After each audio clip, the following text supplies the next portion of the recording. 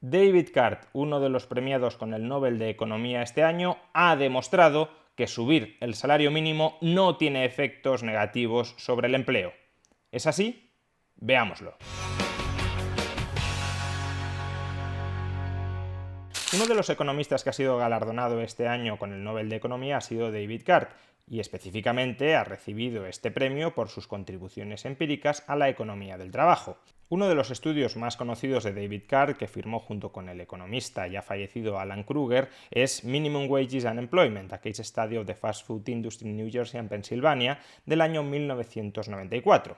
¿Y cuál era la conclusión de este paper? Pues que una subida del salario mínimo ejecutada en el año 1992 en Nueva Jersey, no había tenido efectos negativos sobre el empleo. Así que ya la tenemos montada. Todos aquellos que son partidarios ideológicamente de subir el salario mínimo se han agarrado como un clavo ardiendo a este Nobel, a David Card, para decir: un premio Nobel de Economía nos da la razón. Subir el salario mínimo no tiene efectos negativos sobre el empleo. Por ejemplo, Pablo Echenique ha escrito: Premio Nobel a David Card, que demostró que subir el salario mínimo no destruye empleo. Un mal día para los economistas neoliberales que disfrazan de argumentos técnicos la crueldad. Un mal día para la COE y para los asesores neocon de Ayuso y Casado. Asimismo, Ignacio Escolar dice: David Card, Joshua Angrist y Guido Imbens galardonados con el Nobel de Economía por sus contribuciones a la economía laboral. Card, por ejemplo, cuestionó la teoría de que subir el salario mínimo tenía impactos negativos en el empleo. Y Ernesto de Keyser, con mucha mayúscula, ha escrito: el Nobel ha ido para el salario mínimo interprofesional. Día triste para sus detractores como Hernández de Cos y los neoliberales. ¿Por qué este argumento no solo es que sea improcedente, sino que diría que es especialmente improcedente en este caso? Pues esencialmente porque si se le está dando un premio Nobel a un señor por reconocerle su labor a la aportación empírica, al trabajo empírico en economía, lo que no se puede hacer es instrumentalizar a ese señor para ejecutar una chapuza metodológica tal como inferir conclusiones universales y atemporales a partir de un suceso único. Imaginemos que sí, que Card y Krueger demostraron en su famoso paper del año 1994 que elevar el salario mínimo en New Jersey en el año 1992 no incrementó el desempleo entre los trabajadores afectados. En realidad, ni siquiera hicieron eso. Demostraron que no se incrementó el desempleo entre los trabajadores de restaurantes de comida rápida, que supuestamente serían uno de los principales colectivos afectados por esa subida del salario mínimo, pero no analizaron otros sectores ni otros posibles efectos derivados de la subida del salario mínimo. Esto no es una crítica, simplemente es una forma de acotar el alcance de los resultados. Pero imaginemos que hubiesen demostrado que efectivamente la subida del salario mínimo en el año 92 en New Jersey no contribuyó a incrementar el desempleo. Bueno, desde una perspectiva humildemente empírica, lo que podemos decir es: esa subida del salario mínimo ese año en ese lugar del planeta no generó desempleo. Pero lo que no podemos decir es: y por tanto, como en ese concreto momento histórico, en ese concreto lugar del planeta no aumentó el salario mínimo, nunca en ningún otro lugar, con independencia de la magnitud de la subida del salario mínimo, nunca incrementarlo tendrá efectos negativos sobre el empleo. No podemos decir eso. Y tratar de inferir esa conclusión general a partir de los resultados particulares de Card y Krueger es pasarse absolutamente por el forro la metodología de la investigación empírica en economía, lo cual resulta paradójico, porque quienes hacen esto están diciendo: la investigación empírica en economía es tan potente que ya sabemos que subir el salario mínimo no tiene efectos perversos. Pero si tanto valoras la investigación empírica en economía, la metodología que sigue la investigación empírica en economía, no la pisotees cuando pretendes extraer conclusiones generales, universales y atemporales a partir de un suceso único. De hecho, lo importante del paper de Card y Krueger de 1994 no es tanto los resultados que alcanza, que son resultados parciales y que han estado sujetos posteriormente a mucho debate, tanto para confirmarlos como para refutarlos, sino la metodología específica que utilizan para tratar de averiguar si subir el salario mínimo en New Jersey tuvo efectos negativos o no sobre el empleo. ¿Y cuál es esa metodología? Pues el método de diferencias en diferencias. ¿En qué consiste esto? En principio, si sube el salario mínimo en New Jersey y observamos que ha aumentado el desempleo o que no ha aumentado el desempleo, vemos que hay una diferencia entre el nivel de empleo inicial y el nivel de empleo final. Pero ¿cómo podemos saber que esa diferencia es imputable a la subida del salario mínimo?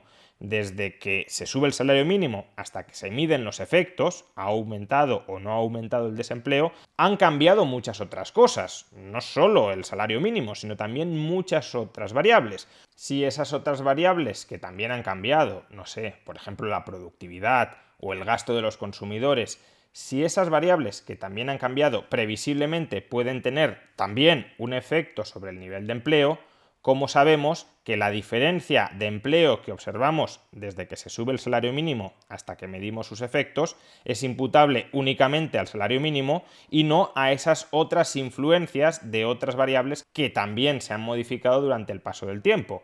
Imaginemos que el salario mínimo contribuye a incrementar el desempleo en 20, pero que como ha aumentado el gasto de los consumidores, esa variable contribuye a reducir el desempleo en 30. El efecto neto que observaremos, la diferencia entre el momento inicial y el momento final del nivel de desempleo será de -10, que ha bajado el desempleo. Pero decir que ha bajado el desempleo como consecuencia de la subida del salario mínimo sería incorrecto, porque de hecho, en nuestro ejemplo imaginario, el salario mínimo había contribuido a elevar el desempleo. Ha sido otra variable, el cambio de otra variable, el que ha terminado provocando en términos netos una reducción del desempleo. ¿Qué hacen Cart y Krueger para aislar el efecto neto que ha tenido el salario mínimo sobre el empleo en los restaurantes de comida rápida de New Jersey? Pues lo que hacen es buscar un grupo de control que tenga unas características similares a los trabajadores de los restaurantes de comida rápida de New Jersey y que no hayan sido afectados por el tratamiento, es decir, en este caso por la subida del salario mínimo. ¿Y dónde encontraron ese grupo de control?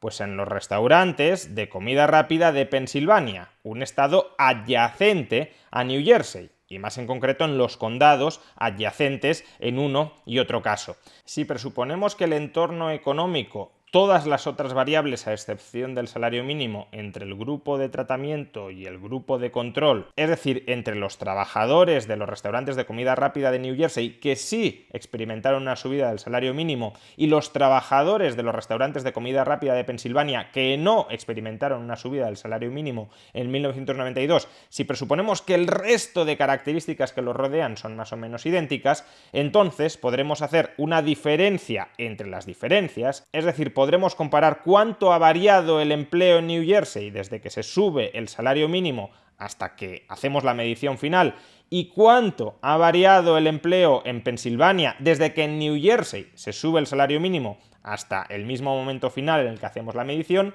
y la diferencia entre ambas variaciones, la diferencia entre ambas diferencias, nos proporcionará, supuestamente, el efecto neto de la subida del salario mínimo en New Jersey.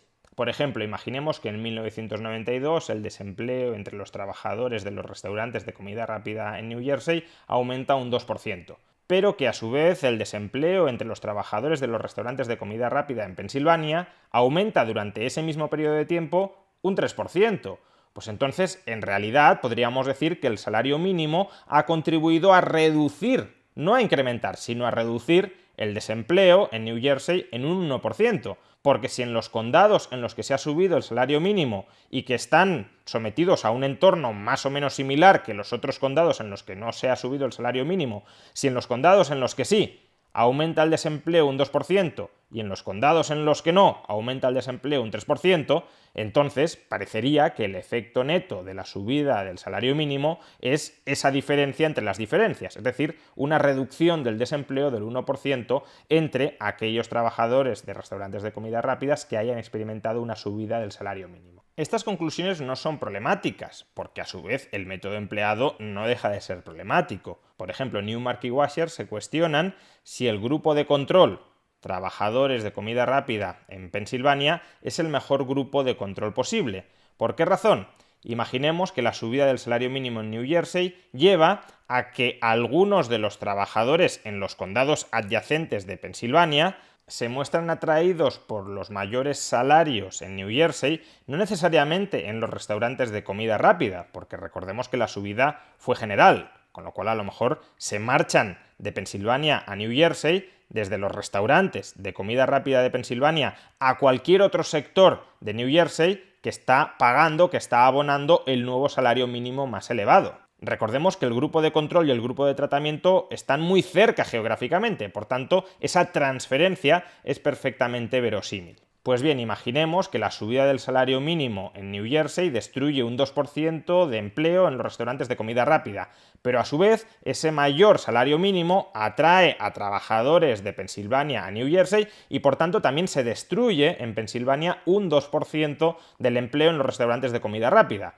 En tal caso, diríamos que el efecto neto que ha tenido la subida del salario mínimo en New Jersey ha sido nula, cuando no lo habría sido, porque la subida del salario mínimo destruye empleos en New Jersey y también contribuye a que algunos trabajadores de Pensilvania se vayan a New Jersey a intentar buscar empleo. Sea como fuere, lo que se ha premiado en este caso es este método específico para intentar aislar el efecto marginal de ciertas variables económicas sobre otras variables económicas, es decir, el método diferencias en diferencias aplicado al mercado laboral. El Comité del Nobel no ha querido recompensar que Cart haya demostrado para siempre, en cualquier lugar y para cualquier cuantía, que subir el salario mínimo no tiene efectos negativos sobre el empleo. El motivo del premio no es ese, sino la metodología empleada, que en ese caso particular condujo a la conclusión de que efectivamente subir el salario mínimo no tuvo consecuencias adversas sobre el empleo. Pero lo gracioso es que todos los que están diciendo ¿qué metodología más sólida para demostrar que subir el salario mínimo en New Jersey en 1992 no tuvo consecuencias adversas sobre el empleo? Son los mismos que luego rechazan las conclusiones del reciente informe del Banco de España, conclusiones alcanzadas por dos métodos distintos, uno de los cuales fue el método diferencias en diferencias, que utilizaron Cart y Krueger en su paper del año 1994, pero en este caso, España, 2019, cuantía de la subida del salario mínimo superior al 20%, en este caso, el Banco de España, con esta misma metodología aplaudida para Cart y Krueger, aplaudida para el Nobel, para uno de los Nobel de este año, el Banco de España, con esa misma metodología, en España, en 2019, concluye que se perdieron hasta 170.000 empleos. Todos aquellos que están celebrando el Nobel a David Cart diciendo que su metodología demostró que subir el salario mínimo no tuvo efectos sobre el empleo, deberían decir, y esa misma metodología aplicada en España en el año 2019 demostró que subir el salario mínimo hizo que se perdieran hasta 170.000 empleos en nuestra economía. Pero ninguno de ellos lo dice. Aplauden a David Cart por utilizar una metodología que le ha valido el Nobel y desprecian al Banco de España por utilizar esa misma metodología. En realidad lo que están aplaudiendo o despreciando no es la metodología, sino las conclusiones. Aunque la metodología de David Cart hubiese sido horrorosa, si las conclusiones les gustan, habrían aplaudido a la metodología de David Cart. Si la metodología empleada por el Banco de España hubiese sido muy superior a la utilizada por David Cart, que en parte lo fue, porque no utiliza un solo método para llegar a sus resultados, sino dos, y por tanto son resultados más sólidos, pero en cualquier caso, si la metodología del Banco de España hubiese sido mucho más sólida que la de David Cart, como las conclusiones no les gustan, rechazan la metodología, sin entender ni la metodología en un caso, ni tampoco la metodología en el otro. Ahora bien, se van a agarrar, como ya hemos dicho, cual clavo ardiendo a la concesión del premio Nobel a David Cart, porque así pueden recurrir a una falacia de autoridad. El Nobel este año se lo han dado a alguien que demuestra indubitablemente que subir el salario mínimo no tiene efectos adversos sobre el empleo. Mentira.